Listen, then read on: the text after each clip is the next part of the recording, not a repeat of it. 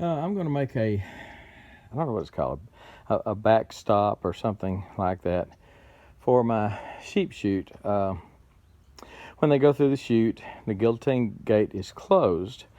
They can't go any further. This is so they won't back up and back out of the chute. So what I'm doing is using an old total gem. And you may say to yourself, fat boy, you need to be working out on said total gem. At which point I'll tell you that I found another one at an estate sale. And I pretty much wore this one out.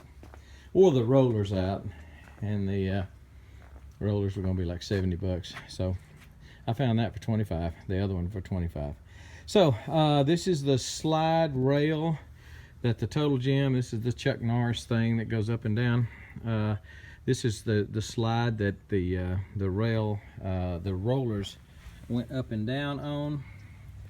And I'm going to cut it in half, or cut it at about 2 feet, and make an L shape, weld this to this, and make an L shape out of it. And I'll show you how that works out for me. Okay, so I cut it in half, or 2 feet here.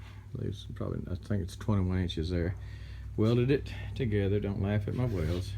Still learning how to use the little wire welder. I'll drill a hole through here, both sides, here and here. That will be my pivot point.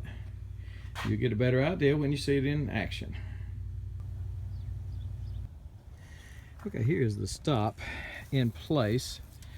I drilled, as I said, I think I told you, I drilled a hole through here, hole through here. This is my pivot point right here. Drilled a hole in the pallet. This is a pallet, my chute is made out of pallets. And so this is my hinge, my pivot point. As the sheep go in, God, it's a little too long. Well, actually, as my sheep go in, I will raise it up, let them enter the chute, and I'll have my guillotine gate down. When they get in there, as many as I want in there, I can get in there, then I'll lower this. All this does is keep them from backing out. This is the stop. They can't, if they push against that, going that way, then they're pushing down on this. So this stops them from going in reverse. I may lower it just a little bit, simply because a lamb, at that height, a lamb can get under it, and which may be okay. I just hadn't, I'm gonna do lambs a little bit different.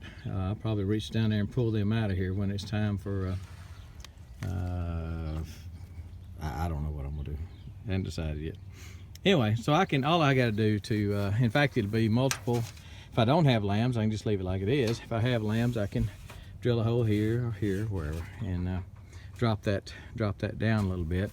Right now it hits them just a little bit below the tail, kind of on the haunches, and that should stop them from backing up. It may not stop another one from putting his nose under it and coming this way, but if there's room, I don't mind him coming this way. So anyway, so that's, it will, normally stay up like this. So I'll pull that rod, that piece of rebar out, and just put it under there to keep it from going down. That'll get them in here, drop it down, and they're caught. Okay. And if the guillotine gate is closed, they can't back up. So I can work on them, do what I got to do. Just give them a shot, give them some worming medicine, whatever. Just looking at it now, I believe I probably will drill holes in the next one down.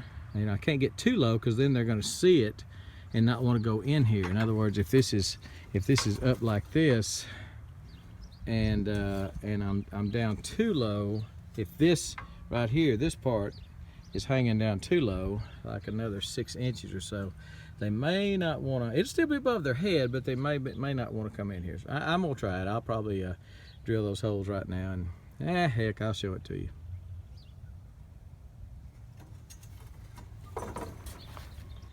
Okay, so I lowered it a little bit, and I didn't say, but you can probably see the little PVC shims I have to kind of keep it straight.